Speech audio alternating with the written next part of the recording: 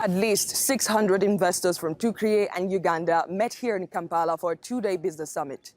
In 2020, both countries saw a steady rise in their trade volumes despite the coronavirus pandemic.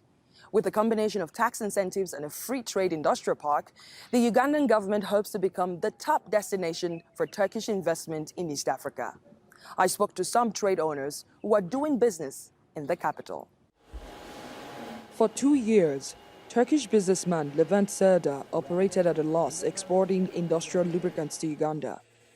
He said his products were of higher quality, but he couldn't compete with cheaper imported brands in the market due to high taxes and currency exchange rates.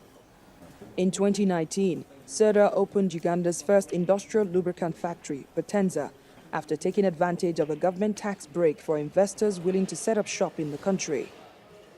We are going to become to the break-even in Uganda. So this year we are expecting around $1 million US dollar turnover. This is what we are expecting this year, and we are going to be there at the break-even. I think that's what we are going. But next year and the other years, we are very optimistic about the development of Uganda. The IMF says Uganda's economy will bounce back to its pre-pandemic growth rate of 6% by the end of next year. And when that happens, Serdar plans to increase his workforce, made up of mostly Ugandans, from 12 to 50 as his business expands. Last year, the trade volume between Uganda and Turkey increased to $71 million, but Uganda's share of that revenue is barely 15%. It comes from companies like KK Fresh Produce, which exports unprocessed agricultural crops to Turkey. Agriculture is the backbone of Uganda's economy, and the World Bank says it contributes half of export earnings and a quarter of the country's gross domestic product.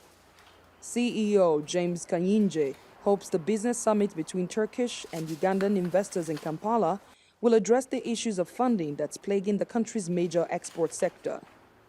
You don't need to put capital everywhere. You need to say there are 15 companies. Let me invest in them in the next 20 years and see what happens. And that's how the country will grow.